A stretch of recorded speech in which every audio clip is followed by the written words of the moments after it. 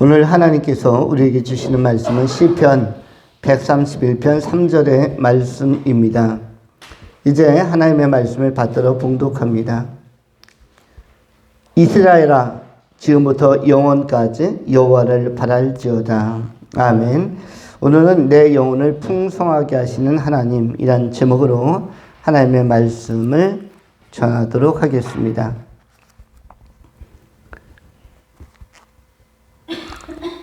첫 번째, 영혼을 주목하시는 하나님. 영혼을 주목하시는 하나님. 두 번째, 풍성케 하시는 하나님.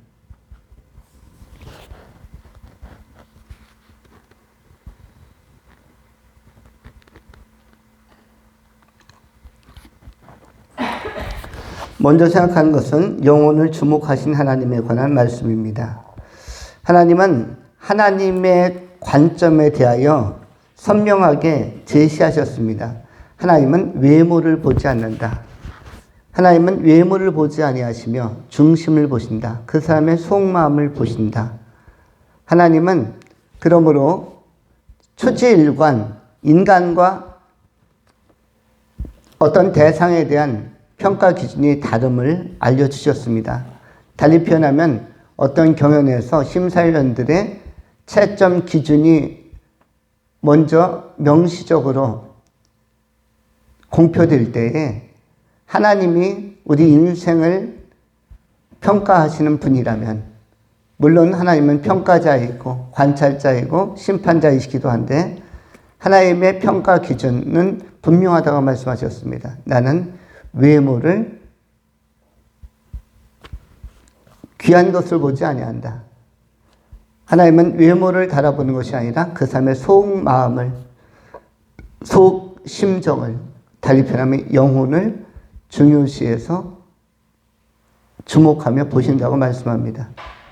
그러므로 모든 믿음의 사람들의 공통점은 우리는 그가 어떻게 생겼는지 잘 알지 못하지만, 예를 들어서 바울 같은 경우는 굉장히 평균인보다는 키가 작고 또는 잘생기지 아니한 것으로, 또 일반적으로 소두가 각 시대마다 얼굴이 작은 사람이 미남으로 미녀로 각광받는 시대에 바울은 얼굴도 매우 큰 바위 얼굴처럼 키는 작고, 그러니까 사람들이 쉽게 관심을 두지 않을 만한 외양을 가졌습니다.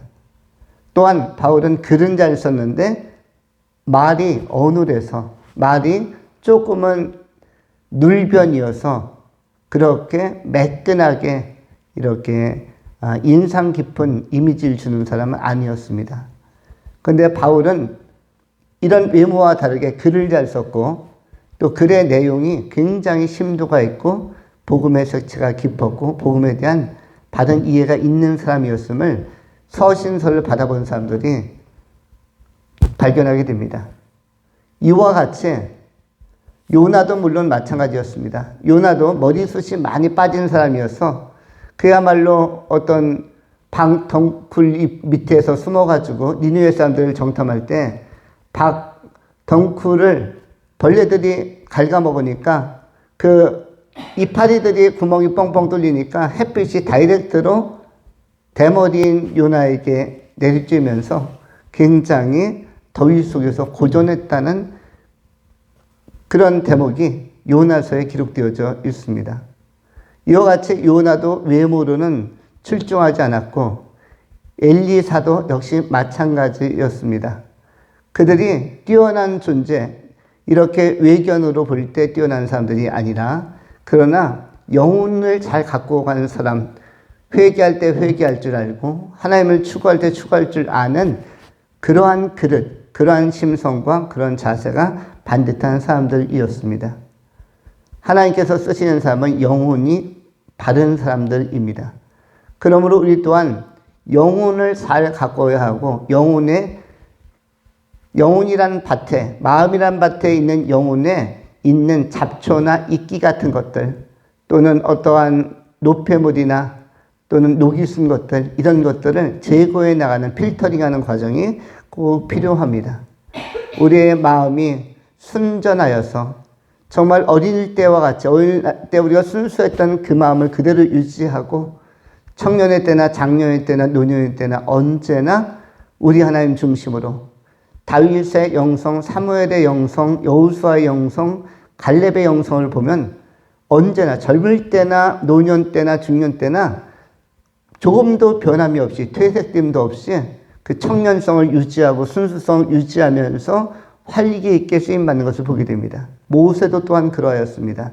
모세의 나이 120세가 될 때까지 알력이 흐려지지도 않았고 기력이 쇠하지도 않았고 그야말로 소명을 받았을 때나 또 120세가 되었을 때나 광야에서 엑소더스의 사명을 출애굽의 사명을 다 완수했을 때나 돌판 십계명을 받았을 때나 모세는 언제나 같은 청년 같은 모습으로 있는 그 노장이었음을 알려주고 있습니다.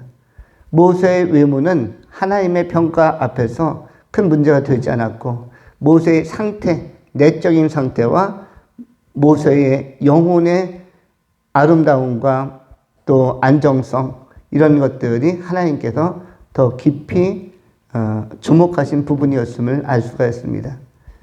우리는 에녹이나 노아 같은 사람이 그야말로 굉장히 오랫동안 수백 년 동안 지상을 살면서도 그들이 처음에 하나님을 만났을 때나 세상을 떠날 때까지 동행할 정도로 기력이 약해지지 않았고 나이가 많다고 해가지고 그들이 신앙적으로 약화되지도 않았으며 그의 삶들은 일정하게 동일한 바른 걸음으로 하나님을 높이고 또 증거했음을 알려주고 있습니다.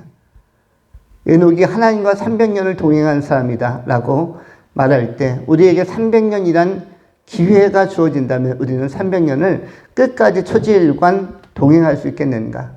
100세만 넘어도 내가 나이가 많아서 내가 옛날만큼 기력이 갖지 못하고 열정도 옛날만 갖지 못하고 150세, 200세가 넘으면 그 동행이라는 것이 정상적으로 가능할까? 현대인이라면은 쉽지 않을 수도 있습니다. 그런데 에녹은 300년을 하루하루를 하나님과 완전히 동행했다라고 말씀하고 있습니다. 최근에 그 어버이날에 저희 가정에 편지 한 통이 전달이 되었습니다. 저에게 막내딸이 있는데 막내딸 하늘이가 편지를 정성껏 써가지고 엄마 아빠 같이 보시라고 이렇게 전달해 주었습니다.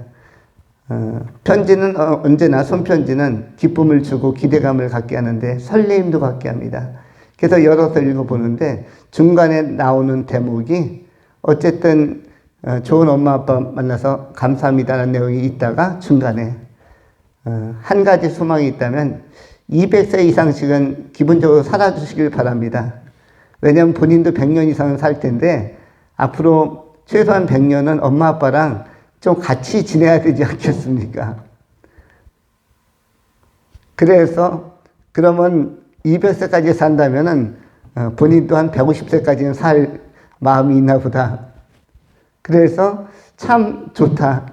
이 소망을 좀 이루었으면 그런데 200년을 우리에게 삶의 기회를 하나님께서 허용해 주신다면 200년을 지금과 똑같은 모습으로 조금도 약해지지 않고 기력도 쇠하지 않고 알력도 흐리지 않고 또 동일한 영성과 순수성을 가지고 열정을 가지고 하나님을 200년 후에도 역시 그 무수한 세월을 에녹처럼 노아처럼 잘 섬길 수 있을 것인가? 나이가 좀 많다는 이유로 100세만 넘어가도 90세만 넘어가도 노인인 척하는 이런 모습은 200년을 살 생각을 하면은 없어야 되겠다라는 생각을 하게 됩니다. 언제나 100세든 150세든 200세든 청년처럼 살아야겠구나. 그러면서 동시에 건강관리도 잘하고 영혼관리도 잘해야겠다. 먼저 영혼이 무너지지 않는 이 아름다운 영성, 푸르른 영성, 이것이 우리에게 필요합니다. 여러분들이 단순히 장수하길 바라는 것이 아니라 하나님께서 그 장수를 허락했을 때 100세가 넘고 150세가 넘고 200세를 허락했을 때 그때 또는 300세까지 허락했을 때 에녹처럼 여전히 하나님과 동행하는 자로서 주어진 지상의 마지막 날까지 알차게 보낼 수 있다면 그런 삶이야말로 가장 복된 삶이라고 할 수 있을 것입니다. 우리에게 영혼은 매우 중요합니다. 그래서 우리가 잘 아시는 것처럼 우리가 요한삼서 2절을 상고한 것처럼 사랑하는 자여 내 영혼이 잘된 같이 내가 범사에 잘되고 강건하길 내가 간구하노라. 우리 주님께서는 우리의 영혼이 잘되기를 바랬고 우리가 진리의 기초 위에 단단히 서기를 또 목적하셨고 그것을 의도하고 계십니다. 영혼이 잘됨 같이 하나님께서 주목하시는 포인트, 그 포커스, 우리의 영혼이 잘 되는 것을 정말로 하나님은 삶의 보람으로, 삶의 기쁨으로, 인간 경영에 있어서 지상세계를 통찰하실 때에 우리의 영혼을 굉장히 중요한 몫으로 간주하고 계시다는 사실을 우리가 발견할 수 있는 것입니다. 믿음의 선배들도 영혼이 잘 되는 삶을 살았고 영혼을 잘 경영하고 관리하는 삶을 살았습니다. 성령의 열매를 맺으면서 살아갔습니다. 우리도 지금부터 우리가 정말로 해야 할 일은 지상에 남은 시간이 몇 년이다, 내가 몇 살까지 살 것이다도 중요한 일이지만 그 남은 시간들은 영혼이 잘 되는 삶으로 드려야겠다. 내 영혼의 최고의 우선순위를 제공하면서 내 영혼이 잘 되는 방향과 방식으로 주님을 섬겨야겠다. 또 하나님의 기쁨이 되는 그러한 하나님께서 인간 세상을 바라보시면서 그 가운데서 나와 눈이 마주치고 나와 시선이 마주치고 나와 의식이 교감되어질 때 내 기도와 고백을 받으셨을 때 참으로 기쁘다. 정말 보람이 있다. 내가 사랑하는 내가 선택한 그 백성이 그 성도가 하나님의 백성이 저렇게 아름다운 영혼과 영성을 가지고 이 시대를 살고 있구나.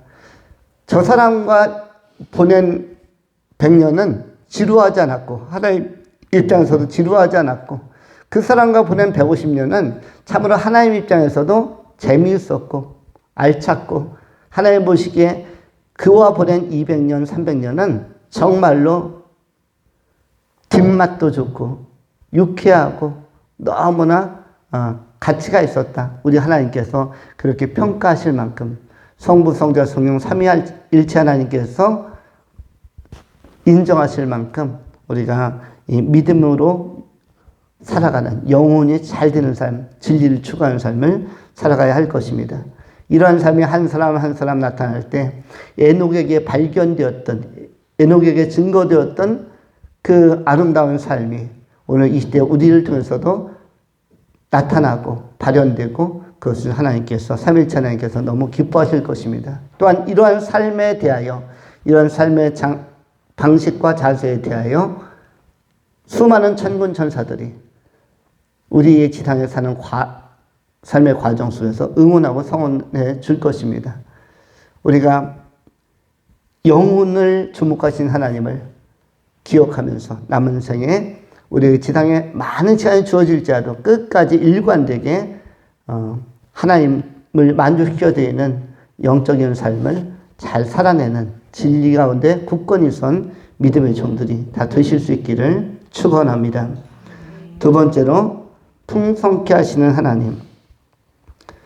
오늘 시편 131편 3절 이스라엘아 지금부터 영원까지 여호와를 바랄지어다. 지금부터 영원까지 여호와를 바랄지어다. 여호와를 바라라고 지혜의 말씀을 주고 권면의 말씀을 주고 있습니다. 이스라엘아라는 표현은 무엇입니까? 야고바라고 하지 않았고 이스라엘아라고 표현했습니다. 야곱은 변화되기 전에, 성화되기 전에 존재의 이름이 야곱이었고 그 야곱이 변화되면서 하나님 앞에서 항복하고 환도뼈가 골절되는 중부상을 입으면서 영적인 변화와 신앙의 변화와 삶을 해석하는 해석학적인 변화가 야곱의 생에 찾아오게 됩니다. 그리고 그가 야복강 나루터에서 하나님을 만날 때에 하나님의 천사와 씨름하다가 환도뼈가 그야말로 부러지는 골절되는 대충격을 받으면서 그가 하나님 앞에서 스스로 항복하며 변화를 갈망하게 되어집니다. 창세기 32장 24절로 25절에 야곱은 홀로 남았더니 야곱과 나루토에 홀로 남았더니 어떤 사람이 낮을 새도록 야곱과 씨름하다가 자기가 야곱을 이기지 못함을 보고 그가 야곱의 허벅지 관절을 치매 야곱의 허벅지 관절이 그 사람과 씨름할 때 어긋났더라. 그가 이르되 날이 세려하니 나로 가게 하라.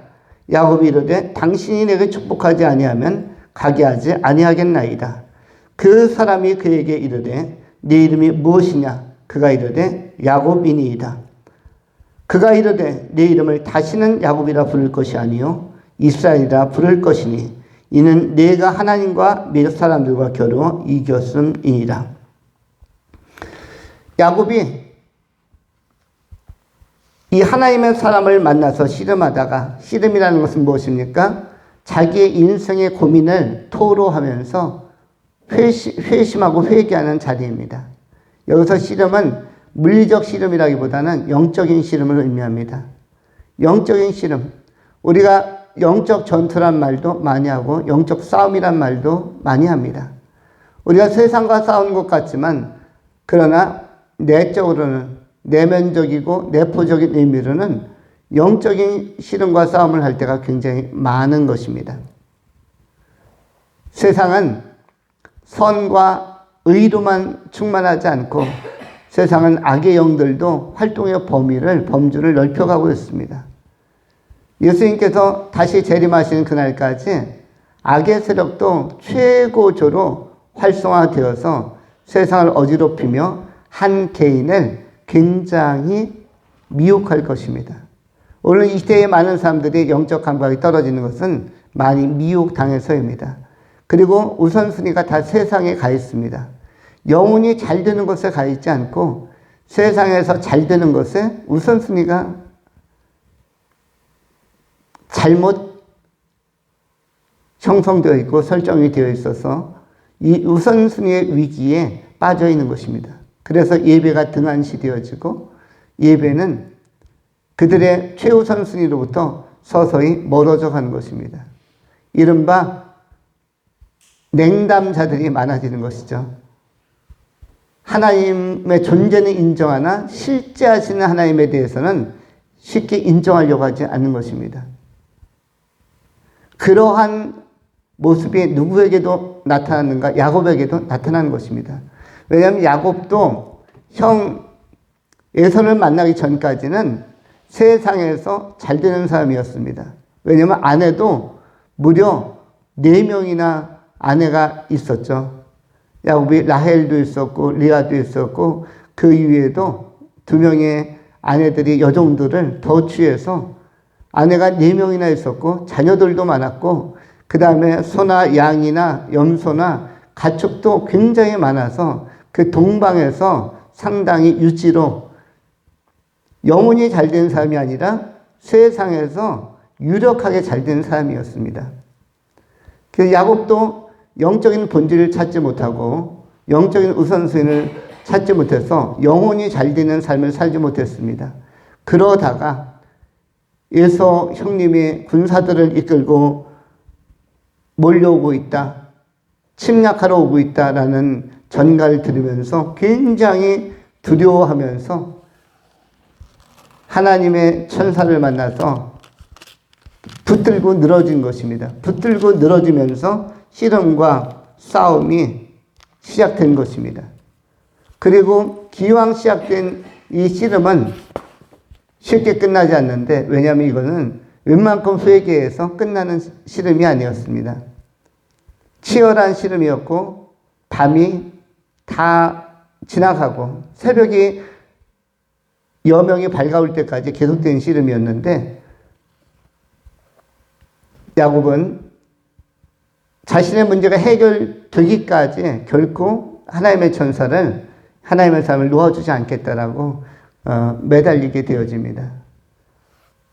호세아서에서는 이 장면을 울며 간구했다라고 기록합니다.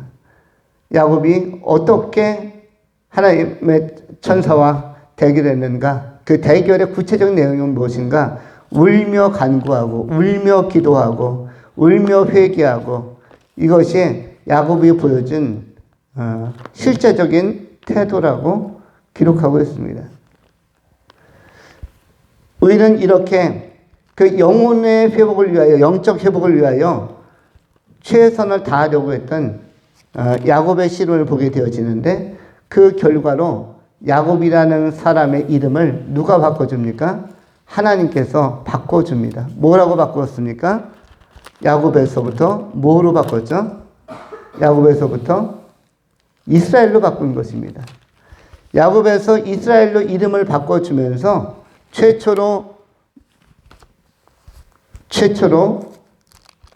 이스라엘이라는 민족도 생기게 된 것입니다. 오늘 본문에도 이스라엘아라고 나오고 있는데, 이스라엘아 지금부터 영원까지 여호와를 바랄지어다. 이 변화를 맛본 자들아, 인생의 허무함, 세상의 허무함을 맛보고 이제는 변화를 추구하는 사람들아 라고 오늘 본문에도 말씀하고 있는 것입니다. 호세아서는 철저한 회개를 소개하고 있습니다. 호세아서 6장 1절에 이렇게 기록합니다. 오라 우리가 여호와께로 돌아가자. 여호와께 소리를 찢으셨으나 도로나게 하실 것이요 우리를 치셨으나 싸매어 주실 것입니다. 여호와께서 이틀 후에 우리를 살리시며 셋째 날에 우리를 일으키시리니 우리가 그의 앞에서 살리라. 그러므로 우리가 여호와를 알자. 힘써 여호와를 알자. 그의 나타나심은 새벽빛같이 어김없이 나타나느니 비와 같이 땅을 적시는 늦은 비와 같이 우리에게 임하시리라. 이것이 야곱의 회개로부터 호세아서를 통해서 보여주는 우리 그 참단 회개에 대하여 알려주는 단면이기도 합니다. 또한 호세아서 12장 3절로 5절까지는 구체적으로 야곱에 대해서 다시 다루게 됩니다. 호세아서 12장 3절에 야곱은 모태에서 그의 형의 발 뒤꿈치를 잡았고 또 힘으로는 하나님과 겨루되 천사와 겨루어 이기고 울며 그에게 간구하였으며 하나님은 베델에서 그를 만나셨고 거기에서 우리에게 말씀하셨나니 여호와는 만군의 하나님이시라. 여호와는 그를 기억하게 하는 이름이니라. 그런즉 너희 하나님께로 돌아와서 인애와 정의를 지키며 항상 너희 하나님을 바랄지어다. 야곱의 씨름을 창세기 32장에서도 기록하고 있는데 이것을 호세아서 12장에서 다시 소개하고 있는 것입니다. 호세아는 야곱의 변화의 사건을 굉장히 이스라엘 민족사에 있어서 중요한 사건으로 해석하고 있는 것입니다. 그래서 호세아서 12장에 야곱 이야기를 다시 언급하고 있는 것입니다. 12장 3절 야곱은 모태에서 그의 형 에서의 발뒤꿈치를 잡았고 또 힘으로는 하나님과 겨루되 그 천사와 겨루어. 창세기 32장에는 그야말로 그 사람, 하나님의 사람, 천사를 그렇게 표현했는데 천사와 겨루어 이기고 울며 그에게 간구하였으며 제발 나 좀 바꿔주십시오. 어떻게? 내 영혼을 좀 바꿔주십시오. 나의 삶의 자세와 나의 삶의 우선순위를 바꿔주십시오 라고 간구하였다라고 호세아서 12장 3절 4절이 기록하고 있는 것입니다. 그리고 바꾸실 수 있는 그분이 누구냐 하면은 여호와이시며 그는 5절에 만군의 하나님이시라. 여호와는 그를 기억하게 하는 이름이니라. 우리는 회개를 통해서 진정한 회심을 통해서 좋아질 수가 있고 풍성해질 수가 있습니다. 풍성함이라는 것은 세상적인 소득의 상승, 소유의 확장과 확보 이런 측면이 일반적인 세상적 이해이지만 그러나 성경에서 이야기하고 있는 풍성이라는 것은 그런 측면을 넘어서서 정말로 하나님께서 나를 완전히 바꾸실 때까지 회개하는 것. 하나님께서 나에게 흠을 찾지 못할 때까지 나의 흠결을 제거하시는, 하나님께서 계속 섭리하시고 손을 대시면서 나를 완전한 존재로 바꿔내시는 과정, 그리고 그것이 계속되는 것, 이런 것들에 대하여, 이런 것들이 정말로 야곱이 간절히 구했던 축복의 내용이라고 할 수가 있습니다. 우리 또한 남은 생애 동안 이 풍성을 경험해야 할 것입니다. 우리가 하나님으로부터 오는 풍성은 오늘날 그리스도 예수 안에서 믿음으로 계속적으로 살아갈 때 공급될 수가 있는데, 그러나 때로는 이 풍성이 오는 방식 가운데 이것이 요구함과 동시에 오는 것이 아니라 연단을 통해서 오기도 합니다. 영적인 풍성이라는 것은 버튼을 누르면 바로 오는 것이 아닙니다. 연단과 검증이라는 시간을 거치고 그런 과정을 통과한 다음에 풍성이 올 수 있는 것입니다. 베드로전서 4장 12절로부터 14절까지 성경은 이렇게 또한 말씀합니다. 사랑하는 자들아, 너희를 연단하려고 오는 불시험을 이상하는 일 당하는 것 같이 이상히 여기지 말고 오히려 너희가 그리스도의 고난에 참여한 것으로 즐거워하라. 이는 그의 영광을 나타내실 때에 너희로 즐거워하고 기뻐하게 하려 함이라. 너희가 그리스도의 이름으로 치욕을 당하면 복이 있는 자로다. 영광의 영 곧 하나님의 영이 너희 중에 계심이니라. 우리는 믿음으로 살다 보면 고난도 있을 수 있고 연단도 있을 수 있습니다. 그런데 믿음으로 이런 모든 삶의 과정을 통과하고 부딪히면 하나님은 그를 통해서 영광 받으시고 그 가운데서 하나님의 뜻을 나타내신다고 말씀합니다. 그 때가 차면은 어떠한 결과가 발생하겠습니까? 그 영혼이 풍성해지고 삶이 풍성해지는 결과가 나타나는 것입니다. 그 결과의 최종은 어디입니까? 우리의 인생의 후반전 내지는 마지막이 될 수도 있겠거니와 그것을 넘어서서 천국에 들어가면은 그 결국 하나님께서 영광 받으시고 또 하나님께서 즐거워하시고 그 영광의 때에 하나님의 나라에서 그 풍성함이 얼마나 지극하고 얼마나 다함이 없이 충만한지를 확인하게 되는 것입니다. 우리는 상급을 바라보며 나가는 진정한 풍성은 상급을 받음으로 나타날 수 있고 그 결과를 확인할 수가 있는 것입니다. 천국에 가면은 상급이 있습니다. 이 상급은 영원히 우리가 누리는 것이며 소유하는 것이며 우리에게는 면류관이자 훈장인 것입니다. 군인들 가운데도 퇴역한 장군이나 장교들은 본인이 군 복무 중에 받았던 훈장을 굉장히 중요하게 생각을 합니다. 그런데 우리의 훈장은 무엇입니까? 지상이라는 것은 우리의 영적 전투의 전장이자 우리도 그리스도의 군사로 참전한 것입니다.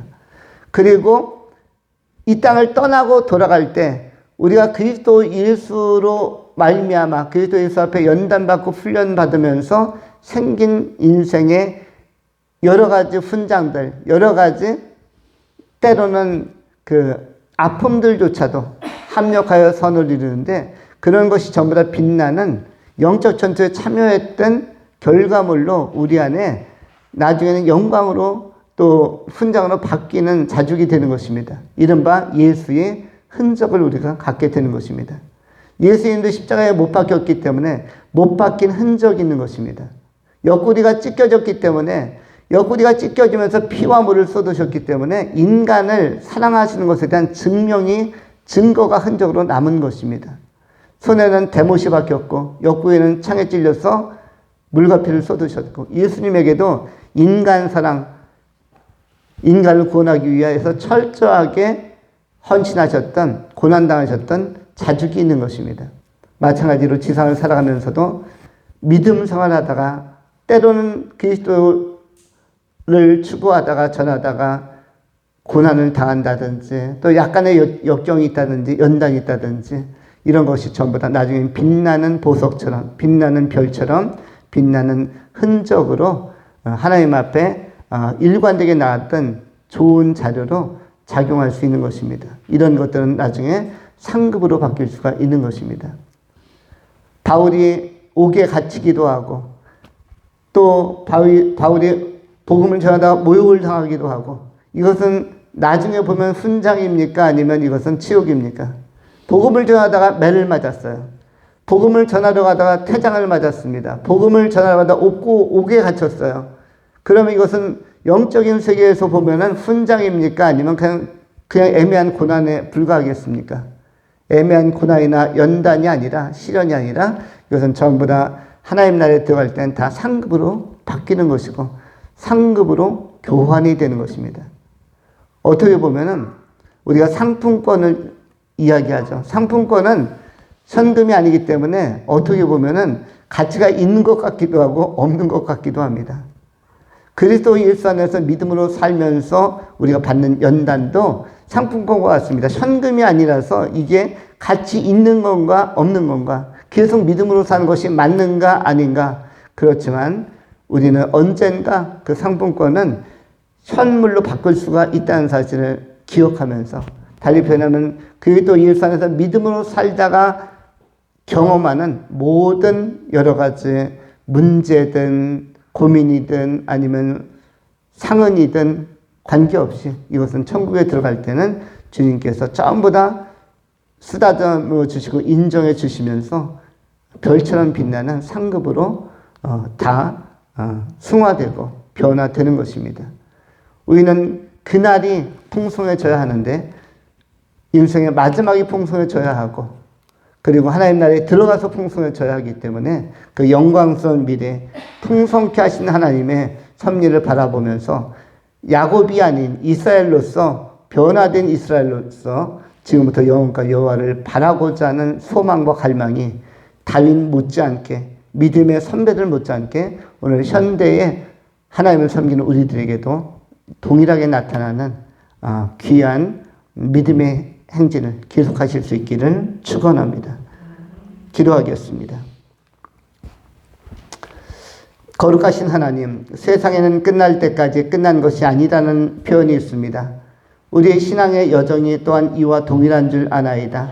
하나님, 우리의 믿음의 깊이도, 믿음의 성숙도, 또한 상급도 끝날 때까지 끝난 것이 아니라 우리가 끊임없이 반전을 시도하고 결단할 때보다 더 도약하고 더 좋은 열매를 맺게 하시고 더 풍성함을 체험하게 하여 주옵소서. 남은 미래가 주어졌다는 말은, 미래가 남아있다는 말은 우리가 주님을 더 추구할 수 있다는 의미인 줄 아나이다. 그 미래가 하나님을 충만하게 경험하고 또 주님을 영적으로 계속 추구할 수 있는 좋은 계기들로 작용하고 의미 깊게 쓰여지게 하여 주시옵소서. 성령께서 인도하시기를 구하오며 우리를 풍성케 하시는 구주 예수 그리스도 이름으로 축복하며 기도하옵나이다. 아멘.